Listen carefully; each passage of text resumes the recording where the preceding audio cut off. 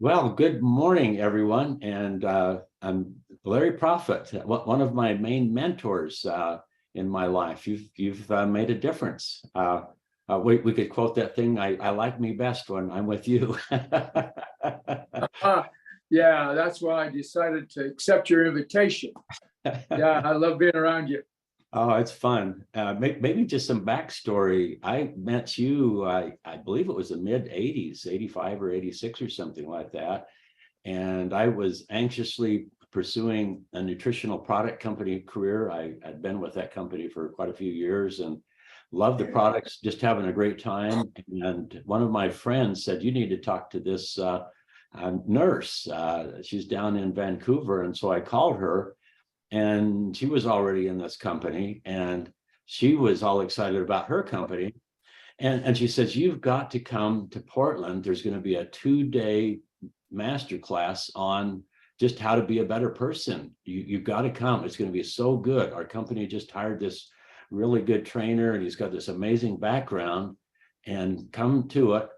And I just kind of kept thinking, that's what a lot of life is for things to improve. You got to improve and to get better.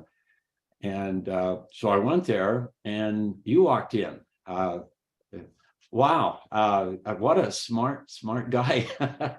And it was you that inaugurated that. I guess this company hired you because they understood that for salespeople to become better, it's all about that. It's everything personal development. And you had your little movies that you played and recordings of some of the masters, and I just got to hear about your story, and I went way back. And so I think it'd just be really fun with this idea that what you do or don't do with your life, it could just be absolutely amazing.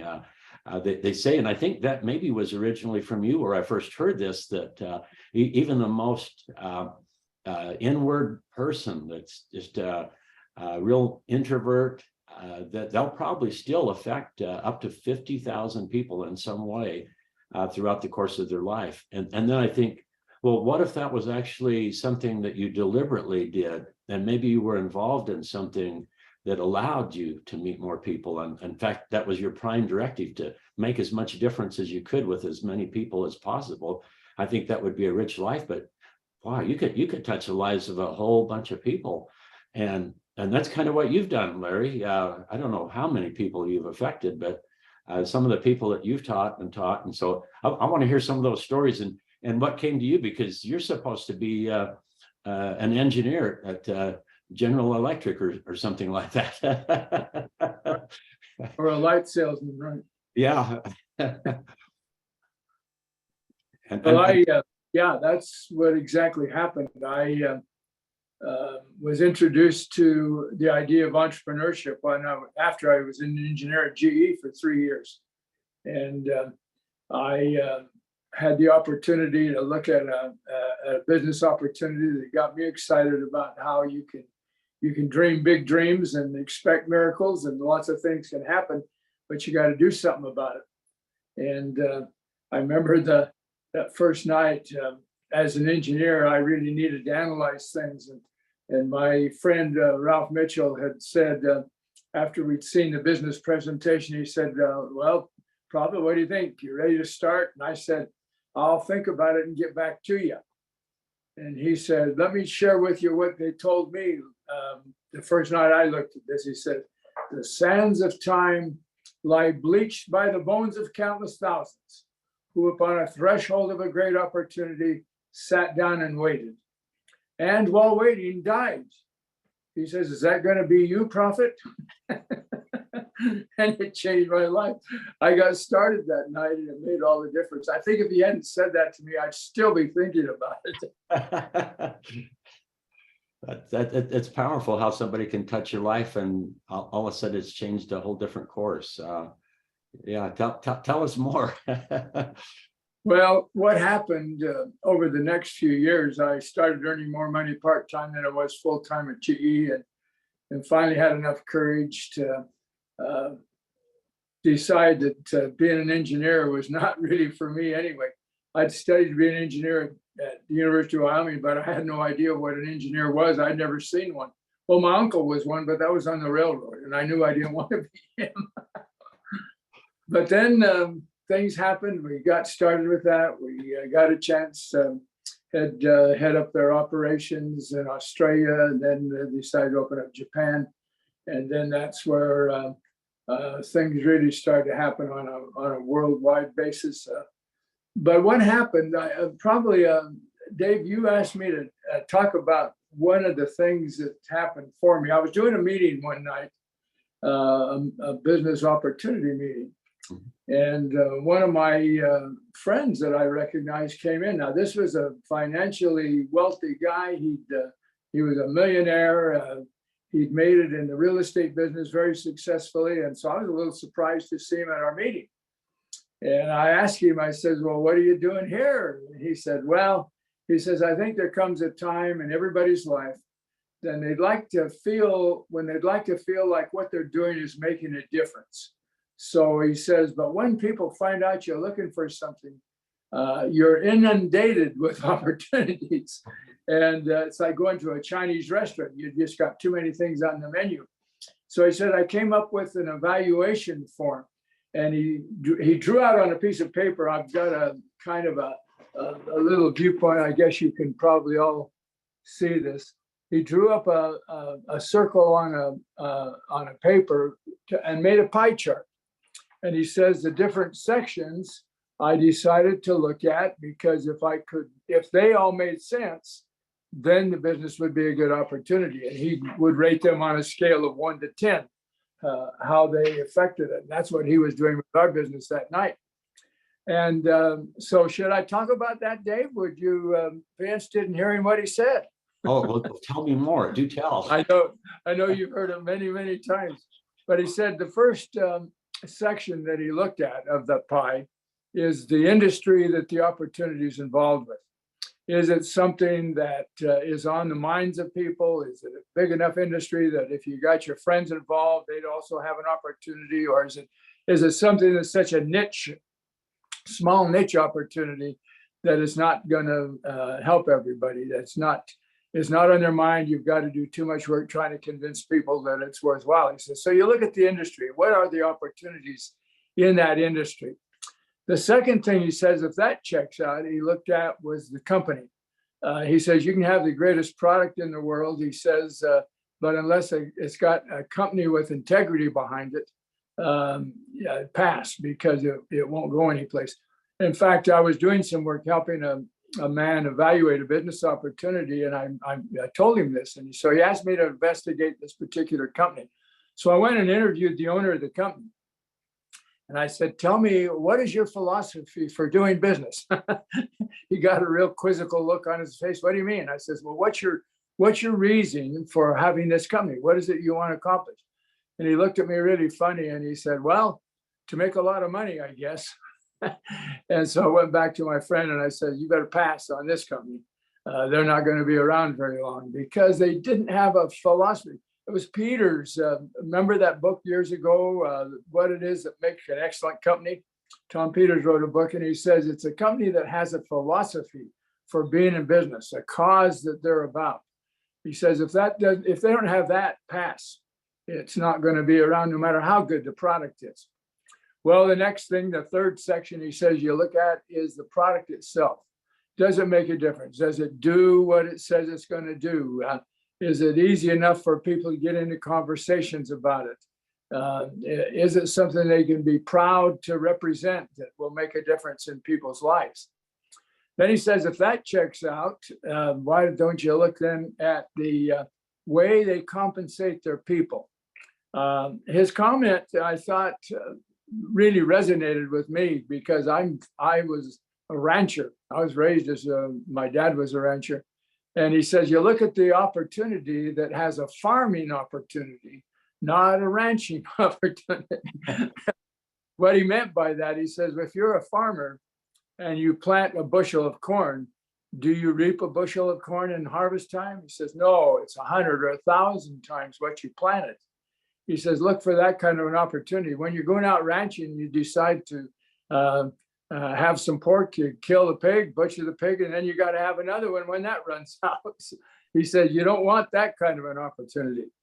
So that made sense to me. And then he said that the next part of that pie plan is well, he called it the support, the training and support system. Do they have a way where your people, whoever you get involved, can also, or do you have to hold their hand all the time? Or is there going to be a support system where they can feel that they have support, but they don't have to do it all with you being there? It's what's happened with the technology and developments that have happened in the industry is amazing, where you can be in business 24 hours a day now. You don't have to wait till the sun shines to be able to talk to people. And it's an amazing, he says, that's what you want to look for. Are they geared up to handle this new kind of dealing with people? And then he said, he purposely put it this way. You'll notice on the chart, there's that one section that's larger than all the others. His comment was, that's me, or you. In other words, you incorporated. What does it do for you? Does it resonate with you? Does it resonate with your core values? Is it something that helps you be on your integrity path, on your purpose in life? And those are the elements that he used to evaluate any business. Now that made sense to me, and I've been using it ever since, and evaluating and helping people evaluate business opportunities, because it's not only true when you're evaluating the business, but it's true after you're in the business. And so what I recommend, first of all of you who are watching it, make sure you got your own chart, but like once a week or at least once a month, sit down and on a scale of 1 to 10, rate your trust in those areas with your company. And this is where Avini really, really resonates. The whole thing, it's like if you have a car with 4 tires, you have one of those, don't you, Dave? Mm-hmm. If you have a flat tire on one tire, how far are you going to go? It's not going to work well. So what you want to do this is like that flat tire theory. You want to make sure that all of your tires have air in them and that their pressure is there. If you're a 10 in 4 of the areas and only a 1 in one of those areas, your car isn't going to go very far. So periodically, you need to sit down and evaluate. Now, where is my trust in each of those areas? Where do I need to strengthen it? If I'm weak on the compensation plan, maybe I need to get some mentoring on why it's so good. And if I have weakness on belief in the company executive, what do I need to do to strengthen that so that the air pressure's up and it will run? So this is not only a method of evaluating the business, it's a method of building your confidence in your business so that you can speak from the heart when you're talking to people. It's that heart message that's really important, and that's what will resonate is the trust that you have in those areas is what people will hear. What it is, and we've all heard it, is what you are that people hear, not what you say. And you can even make a lot of mistakes in what you say, but if you're doing it with real purpose of heart, they'll forgive your mistakes and they'll figure, well, if this dummy can do it, I can do it too. It's because of you really believe in what you're doing. But that was a real difference for me because it let me know where I needed to do some work, some study or some mentoring. And until I am a 10 in those areas, that's where that system of 3-way calls that you've used so effectively is so important, because I can use your light. I can use your candle until my own is burning brightly. And I think that's one of the real key things as you work with Avini. I don't know if that helps or not, but that's my point of view. I think though that I've learned more from you in these areas, particularly when it comes to talking about product or why is the compensation plan good? Because sometimes if I'm not really versed in those areas, I need to hear from somebody who is and hear their testimonials about how it's working. I need to see examples. That's why I think your Zoom calls are really helpful. What else would you like me to say? It's one of those things that I can take all day to speak a paragraph. Well, I think some of the things I think is so fascinating is this idea that you grow as fast as you personally grow, and we all would love to find some really good leaders. Everything is leadership, and to attract those kind of people, you need to be that sort of person. And when you grow, your life is just forever changed. And there was some people that you were fortunate to meet that were kind of the founders of this whole idea that people have taken and shared, and they've taken those same ideas and multiplied them. And I think that's one of the most wonderful things is you can take a powerful idea and make it your own. I often joke and say that some of my best thinking was done by someone else, and whatever there is, somebody probably thought it better and said it more profoundly. You hung around some of the guys that started this whole idea way back when Amway first got started and all of this stuff, and you had personal relationships with them, and then you took that and carried it to other countries. And I love that story where you came to Japan and were interviewing Isamu Masuda, who was transformed by some things that you said, that he thought you said it, but you learned from Earl Nightingale, and his life was forever changed. And because of that, my life, millions of other lives were changed, and we're still taking that same message to heart, and we're just not done yet. I've got things to do. I want my best years to be ahead of me. And what is that? Well, I think the best thing we can do is pour ourselves into someone else and make them better because we were here. And how can it get better than that? We'll just do it more. Well, that's exactly one of the real thrills that I had in my life was being able to work directly with Zig Ziglar. He was a part of our original company. Excuse me. And in fact, I stole so many of his stories, I thought I could tell them better than Zig, that kind of thing. But Ziglar is the one that's coined that phrase, if you want to get what you want in life, just help other people get what they want. He was the greatest storyteller, I think, that we've ever had. And being able to listen to his stories so that you can mix those in with your present. He made so much sense. He's the one that coined the expression, if you got stinking thinking from the neck up, you better do something about it. Yeah. His books are still out there. His son Tom is still helping pass on Ziglar's traditions. That was a tremendous advantage. But the thing that helped me probably the most was the Earl Nightingale series, because we were told to listen to those 10 recordings that he did on Lead the Field. And they told us listen to each one 30 days before you go to the next one. Well, what happens when you listen to something for 30 days, you think it's your idea, not Nightingale. and your story about Masuda is so appropriate because when I interviewed him, he was a bus barn clerk in Fukuoka, Japan, but he had some wellness issues he needed to take care of, and his son was in trouble, and all kinds of things going on where he would never be able to take care of the things he wanted to on his bus barn salary. So he was looking for an opportunity.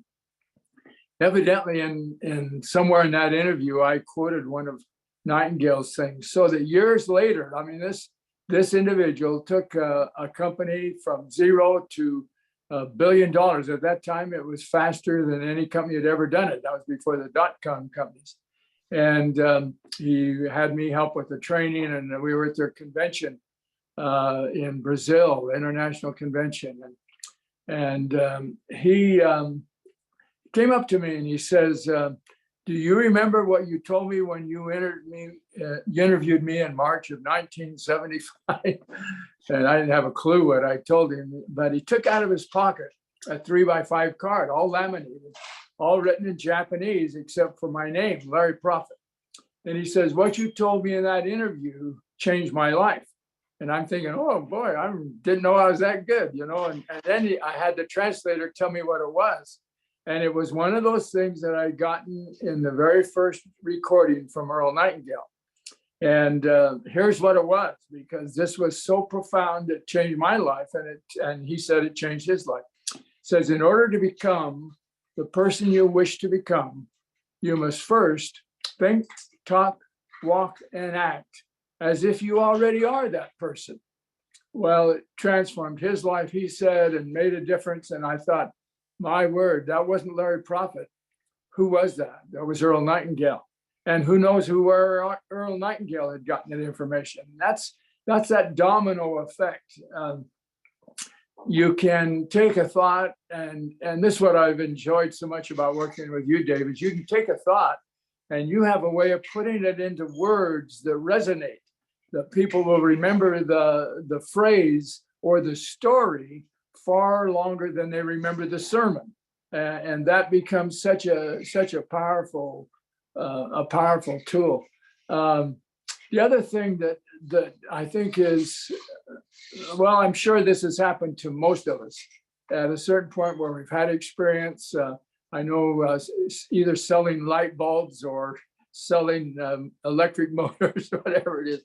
There does come a time when you know that the only, well, we look at our purpose in life. What is it? And it isn't just to sit around like you commented on my rocking chair.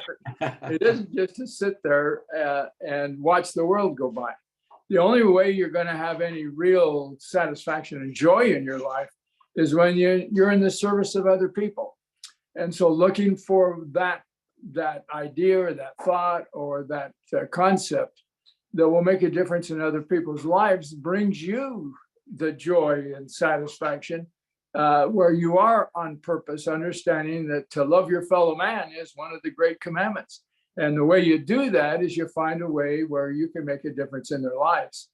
It's also disappointing because what you find out sometimes is that people are maybe not ready to make that difference in their lives.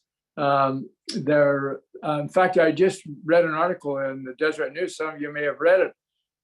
It's talking about dementia and Alzheimer's. And the question in the headline was, are these the incurable diseases that the medical people say are incurable?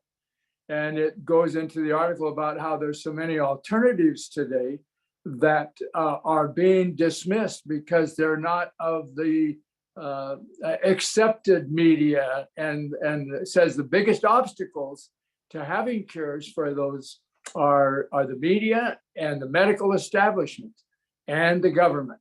And it says, unless we're able to get beyond that, we are not going to be able to help in those areas. Well, we already know that we have things that will help in those areas, but because it doesn't fit in with the accepted norms, it takes a little bit more testimonials about people who are experiencing results. Right now, and this is why this industry thing becomes so important. We all know that one of the big epidemics in the country today is diabetes. Well, diabetes is curable, and maybe that's the wrong word, but at least you can avoid it. Or another one is we're going through. I saw it in the paper yesterday, the obesity epidemic in the country. People not knowing how to handle their weight problems is a big deal. Talk about timing. When you're looking at the industry right now, evaluating a business opportunity, Avini is so placed so well that it can make a difference in areas where the accepted norm is no, you can't. And I think that's one of the things why studying or learning about what are some of the problems and what are some of the challenges. I mean, the idea of the toxins that are happening today, I had no idea. till Avini opened it up for me about what are some of those things that we're subject to every day that we can do something about. I had no idea about zeolite, 10 years ago. So these things are important and becoming more important as each day goes by. I live in a retirement community, and there are people here who, they're 100 years old, but chronologically they're only 60. they have accepted the norms of the establishment about either having an operation or replacement. We just had a fellow, maybe this is a little gross to talk about, but her husband was just passed away, and they cremated him, and says all that left was a pile of metal. His artificial hip, his artificial shoulders, artificial knees, that could have been avoided if he had been able to know what some of these products can do for people. And I think those are the kinds of things that the disappointing part is when your close friend who could really use it says, nope, I'm going to do what my doctor says. I trust him more than I do you. And that's why these testimonials become so important. But that's one of those things. The crisis in our lives and in our friends' lives are the things that create opportunities for us to really do what it takes to serve. And that's sometimes it's the same things that bring you the most joy can also bring you the most sorrow. And I think that's opposition in all things is necessary, because boy, does it feel good when you find somebody who says, well, I'll try it. Makes a real big difference. But I think that you, with your knowledge of the compensation plans, probably did more to help me understand why Avini was timed right. Because as you know, when you first started with that Japanese company, the idea was you had to go out and not only recruit people, but you had to recruit people who were going to do a whole lot of work rather than a little bit of work. And understanding that becomes a really critical part of it. That's why I like these testimonials that we have on that Avini app. How do you like that Avini app, by the way? I think that's the most amazing thing. It's really, really handy. It's easy, and I think it's wonderful. The company just has that as a gift. So you join, and that's just part of your suite of tools to go. And one of the things I love is if you have a contact loaded into your phone already, you can text that particular video or whatever, and then it will actually give you an email if they watched it or not. So that's kind of handy. So it does help you track stuff. So it's very useful. I used that last not 2 nights ago with a friend, and it was 3 minutes after I sent it, he'd already looked at it. Oh wow, sounds good. That sounds really good. Yeah, I really tell people, and this is way back in the 70s when I was first introduced to this idea. I realized what got me on it was listening to a cassette tape. It just hearing the story. The stories go into our brains really easy. They just sneak in there, and you're just captivated. And I was in, and I think that company is still successful because they still do that. A cassette tape got me in, and it kept me in for years, and that was my model. And then ever since, and I've given my heart to 8 companies now, and I became a leader in all of them because I just took that same idea. I created the first cassette tape, and it was stories, and I taught people to use that. And Avini launching that business, it was even easier because it was all just online. And so when I called people, I didn't have to give them a cassette. They would just, can I text you this 6-minute video with Rick Deitch, who is a genius, but also he's really charismatic, and it just pulls you in. And I've always kind of thought have something so good that if they listen to it and they're not interested, well, we just need to call the Undertaker and come and pick that person up. Exactly. Well, that famous expression, next, Yeah. But I was listening again to one of those old wellness previews where Dennis Williams was talking about the guy who came to talk to him about it, but he was hard of hearing when he told him no. He kept coming back, and And finally, he gave him one of those cassette tapes by Dave Johnson that totally transformed his life. But he wouldn't have done it had he not been hard of hearing. That's a good point. One of my favorite stories is I was visiting with someone, and they'd been down the block a few times, and so pretty soon into it, they said, "Well, hey, I can't. If I get into one of these again, my wife will leave me." And that's that's okay. Well, hey, just take a listen to this CD. And he called me the next day and he says, "Oh, I've got to do this." So you want something that can change hearts and minds, and that is so fun to just think, okay, my only job is just get people curious enough to take a look at this, and then their job is to decide what they want to do with it. So my job is I'm just looking for people that are looking for me, that are looking for what I have, and so I don't need to be in the convincing business. Dennis Williams so wonderfully says we're not begging a favor, we're offering a gift, and we just need to have that attitude, and that's what it's all about. Well, and that's so important, because being able to take what sounds like a no and not being crippled by it, put into paralysis because, well, nobody wants to buy this, nobody's interested, is such an important lesson. There has to be some opposition, and most of the time when they tell us the reasons why they don't want to do it, they're really telling us what it is they want to buy. One of those things that helped me so much over the years was J. Douglas Edwards with his tape on answering objections. And his whole point is objections are just buying signs. They're telling you what people want to buy if we just learn to listen. Well, I don't have enough money, I can't get involved in this. The question really is, is there some money involved? How much?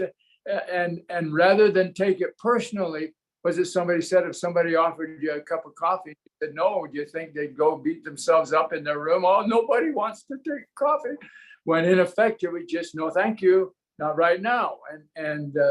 But I think that's one of the things that has stopped a lot of people is their fear of being told no.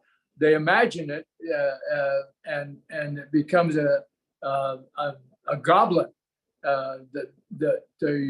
The fear issue comes up, and that's why I think this trust issue is so important on that pie chart, because when your trust is up around a 9 or a 10, it doesn't really matter what anybody says, because you have that heart conviction.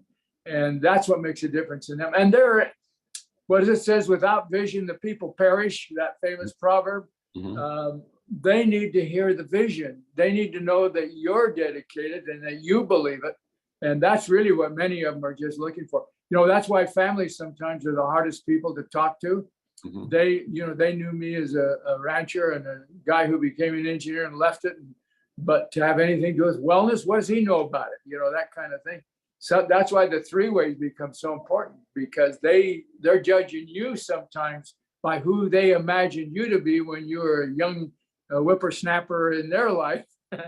And sometimes of course, I spent a long time since I was a whippersnapper. I tell you, I'm having a little more luck now with my gray hair than I ever did when I was a young whippersnapper. So sometimes that helps. Well, a lot of people that are joining the company kind of fit into the reality is, where's everything headed? Well, for a long time, people have followed the baby boomers, the so-called pig and the python, and that's the big curve. And if you can be ahead of them, and a lot of the studies are that health expenses peak at age 80. Now that can be medical, but also people spend the most on just wellness. So you might see a dialysis building, but right across the street is a big gym and lots of memberships, and so much of that is that right there. So you think, well, wellness, it really is the biggie, and of course, as you get older, you start realizing, kind of like you talked about, the chronological age versus the biological age, and it can be really a whole lot different, and not just putting in the time, but the quality of those times. I would really encourage anybody to look up on YouTube and type in the last 10 years of your life and Canada Health. And it has this parallel of two people, and one's having fun and one is enduring. And so if you're alive, but you have an oxygen tube in your nose and oatmeal spilled on your lap, and you're watching TV, kind of being warehoused, but you're alive. I don't think that's the same as being alive. Well, that's a big difference. And that phrase that we use about it isn't how long your life is, it's the quality of life that's left in you. I'll be talking, well, I've already talked to her and her son. We're having a conversation again today. She's 95, has no medication at all. Totally healthy, vibrant, sings in our choir, the whole thing. But it's because she recognized early in her life, that she needed to do things differently than what most people were doing. And she's adamant about it. She's obnoxious sometimes about trying to get everybody on her program, because look what it's done for her. But that is such a difference, because right next door to her, a 65-year-old person who is on hospice, didn't know that there were some solutions. And I think that's what's happening as people are gaining experience. They're realizing that there are some things out there that they need to do to avoid, because boy, I'll tell you, this whole world is pretty toxic. I didn't even know that phrase a few years ago with all of the things that are going on around us. And if we don't do something, all we are saying is, okay, come and get me, Mr. Undertaker, I'm ready to go. That's not fun. Well, there's people that are looking and searching, and I certainly was almost 5 years ago. I was saying my prayers and hoping and looking for an alternative to standard of care. They found some clumps of errant cells in my prostate, and I'd been around long enough to see people that I knew that were no longer there because of that. Also, pretty much everybody that went the normal route, they were different in not a good way after following that. And then so often, 5 years later, it comes back and bites them again. And so I owe you some of that too. I was so thrilled to have known Chip and Marcy Littlejohn and know of her journey. But also about the same time I was discovering what they'd found and what had helped them. You guys were just living a dream out, was it Micronesia, on a mission, and had to come home with a medical emergency. And Pat was good friends with Marcy, and so we got some precious information, some powerful products. So yeah. There's a problem with that. Before we went to we couldn't even go to Micronesia until we settled her issue with her kidney. And that's when we reached out to Marcy for the zeolite, and she had her operation, resolved that problem, but they needed something to make sure it wasn't going to come back. And that's the big challenge. Here's the problem, though. And I think how many of us, for example, in our prayers have prayed for a result, and we got to say, oh, okay, Lord, I don't need you now. I got it already. We're reluctant sometimes, and sometimes we don't know. But the fact is, why not use the shotgun approach and use everything we know that's possible, and give credit to all of it, rather than saying, well, I don't really, I took it, but I didn't really need it because I got well anyway. It's like we need to give credit to the good Lord also, in helping us even be aware of some of these things that are available to us. And I've often wondered, sometimes the prayer of gratitude needs to be to a lot of different things that helped us overcome some of the problems. And acknowledging, I loved Ziegler's thing about creating a wall of fame. He says, go back in your life and get a picture, if you can, of those people who have made a difference in your life. I like my algebra teacher in the 11th grade, for example. Those kinds of things that sometimes we don't even acknowledge. The legacy that they've created. And if they're still alive, send them a letter. though that attitude of gratitude, sometimes if unless it's expressed, doesn't really help anybody except us expressing gratitude, but finding ways to be grateful. Marcy and Chip have done so much good. And we know that they really helped us be able to enjoy that experience in Micronesia. And Chip and Marcy are the first ones to say, thanks for being in our life. You know, it's just one of those synergistic relationships, I guess is the way it is phrased. I loved that whole idea, but two plus two can equal 10 when you're in our kind of a business. It's amazing what happens when we work together and share, even if we don't know if they're going to have any interest, because would you listen to this? Would you? Boy, I tell you, your testimonial on the Avini app is powerful. Marcy's testimonial, Rich Carter's has tremendous results. I love what the phrase, I guess, that he's getting credit for now that I love. He says, yeah, I'm earning some money in it, but he said the best rewards I have are the goosebumps. I love that, because that's really what most of us, some of us, it isn't a matter of income that we're really working for. There's nothing that can take the place of goosebump rewards when somebody says that they know that you made a difference and thanks for sharing. But we need to reverse that and pass it forward and help the people, acknowledge the people who even shared with us. They gave us those opportunities. That original Ralph Mitchell that got me involved all those many years ago, just before he died, I got a chance to share with him how much I appreciated, and he never did really anything in that company. But he appreciated what I did and what a difference he knew he made, because he cared enough about me as a friend. That's really fun. I just, paid in goosebumps.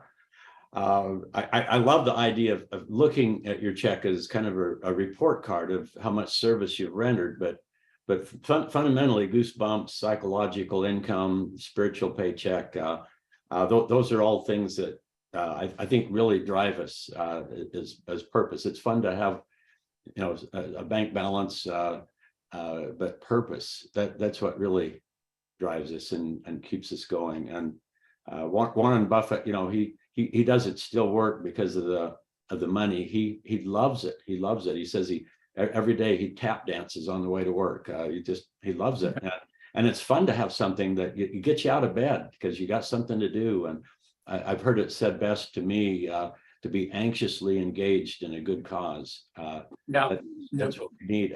And also, there's a lot of things to keep us alive, and we've got some products that can do that optimally. But I think actually being engaged in the business is one of the most powerful medicines for just living well. And a thing that stuck in my mind is that if you have a couple of words that I really love: a massively transformative purpose, and then a BHAG, a BHAG, a big, hairy, audacious goal, that if you actually have that you can clearly articulate, you'll live many, many years longer than someone who cannot, and just makes sense. And not just live longer, but live much better. So the statistics bear that out, and you remember the stats that say the average person in the country today only lives a year and a half after he's retired. He planned on living 10 years, but because he no longer had a purpose to get out of bed, the body starts to shut down. I remember years ago in one of the classes we gave, there was a 75-year-old minister in the class. And when we were asking, well, what has this done for you? What it is? And he says, well, I've lost my sense of purpose. I needed to get passionate about something again.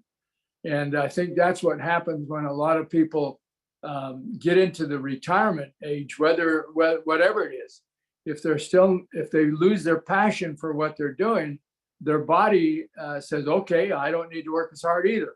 I'll shut down. And the subconscious is so powerful. I just saw that thing today on the internet about the young girl track star who missed the Olympics by being the fourth person and she didn't qualify. Last week she ran a race, and not only did she not qualify, she was sixth place. This week she set the world's record. Oh. And it's an amazing thing because she didn't give up. And those of us who have kids who are involved in athletics, we see it every day, that how important the attitude is, and how expecting miracles and living beyond what we thought we could do it has to have support from people who believe in us. And that's what's great about the whole Avini thing. There are some people who, well, Dave Johnson is one of them. He believes in me more than I believe in me. You know, that kind of a thing, and it's infectious. This is one of those contagious diseases that we ought to help foster a contagion, and that's the courage and discipline and passion that we can pick up if we. That's why I'm so excited again about going to that thing in Las Vegas in March, the summit meeting. It's so gratifying when you see what it's doing for people. The gathering is really important, that we get together periodically. Yeah, these Zoom calls are great. They help a little bit, but boy, when you can be shoulder to shoulder with some some people who are doing it. I know the one we attended in October was a real help to both Pat and I in helping discover what Avini really is. It's such a new concept for us. We can't miss those opportunities to get together wherever possible, and not just let Zoom calls be the sole thing. Relationships are sometimes different. We've just moved to a new area, and building new relationships takes a little time, and getting used to people, getting to know them, listening to them, and finding out what their needs are is a big lesson for somebody at my age thinking that I'm in retirement. It doesn't happen. Yeah, it's kind of fun in conversations with people. Other than the name, probably the next question is, well, what do you do? And people will say, well, are you retired now? And I said, no, I'm just getting started. Last May was my birthday, and I'm having a midlife crisis. I'm actually starting all over again with my encore career. Yeah, exactly. More excited. How you answer that is really critical. Well, what do you do now? Nothing. I'm retired. No. Really inspiring. Yeah, what is your brain? What's your heart feeling? Oh, well, I guess it's time to shut down. And yeah, right. And you got to work out. You got to do active stuff every day, or you'll deteriorate. And the mind is a muscle too. And go to the gym so you don't get flabby, and do stuff with your brain so you don't get a flabby brain. Right. Exactly. Well, I was really interested in seeing you and Valerie on your 50th wedding anniversary, dressed in the ski clothes, heading to the slopes. Why didn't you just lay around and do nothing? Go to the all you can eat buffet or something, right? Why were you out there facing the cold weather and exercising your body? You know, it's amazing what watching somebody and communicating with somebody can do to inspire us.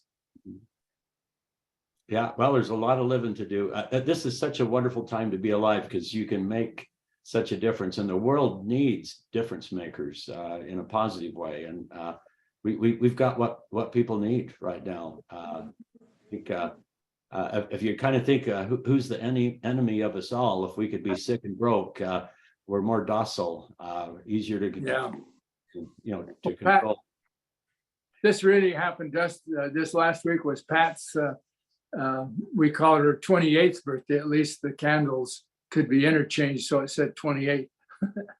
And during that week, those responses that she got about the differences she had made in people's lives were just amazing to me, and also very gratifying for her, because it would have been very easy for her to shut down.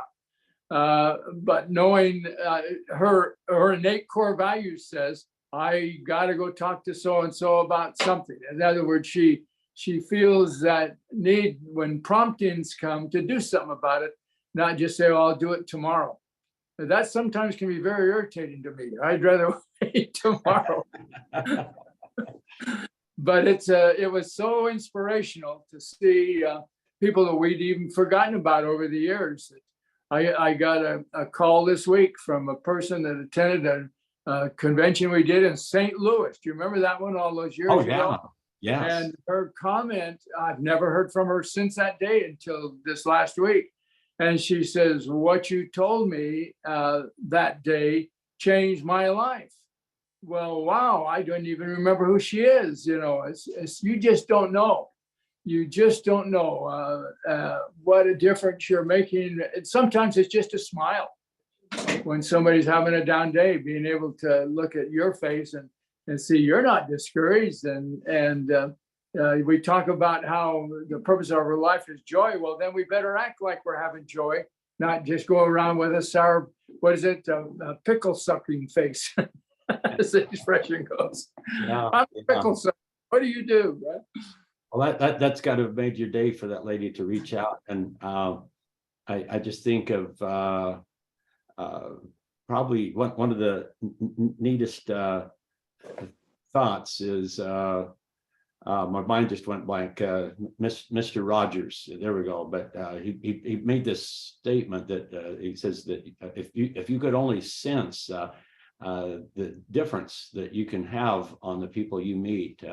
And the people that you might not ever dream of, that every encounter with another person, we leave a piece of ourselves with that encounter. And I just think that's such a powerful thought, that just a hello or a smile could lead to a million possibilities. And of course, on the other hand, be careful. Just don't always be nice to everyone. And be an actor and not a reactor, and spread sunshine and good cheer. But I think just what you were saying about the convention, and you said something on the stage, it just kind of hit me that if you meet almost anyone that's achieved any area of greatness, so often it was triggered by some kind of aha moment. Somebody said something happened, and their life was changed forever because all of a sudden they started thinking different. And I look at these conventions where they've actually on purpose made just a whole bunch of those aha moments where that's the intent of a convention, is to have you forever better because of that, or you're changed. You come home with shining eyes and you're excited. Well, you spread that.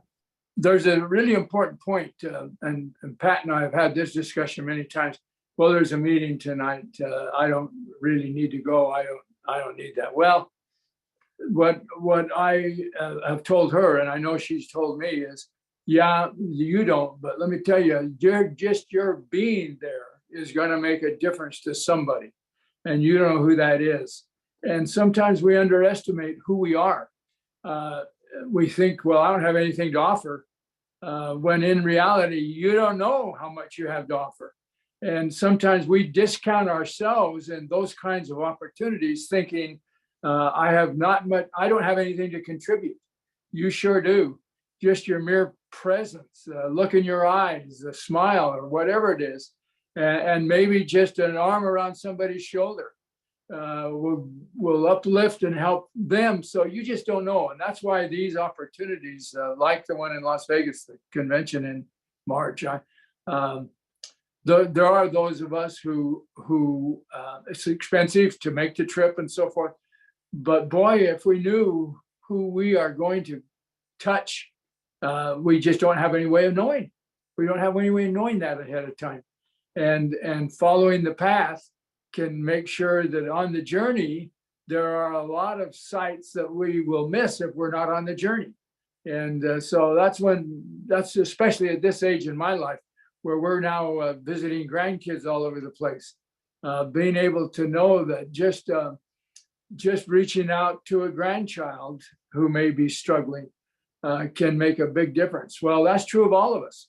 And what gives us, one of the things that has kept Pat going is she wants to have the health that will allow her to be there for her grandkids' graduations and sometimes that's all the motivation it takes to be on the path. Do it now, I guess is the expression. Yeah.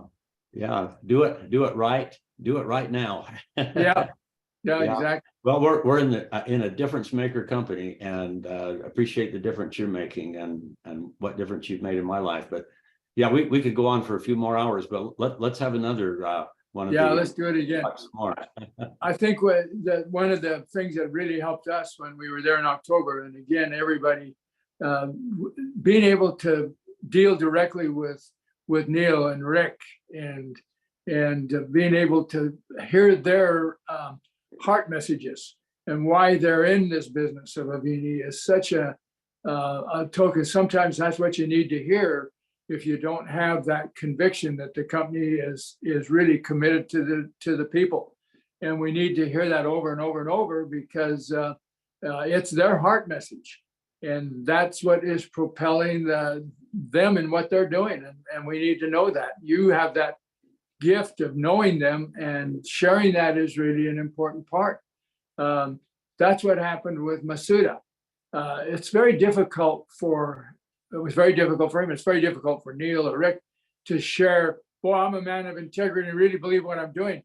And when they hear it from a third person who's had experience with them, that really is the difference. It isn't necessarily the leader, it's the person who follows that leader that can make the big difference. I love that leadership thing about the dance.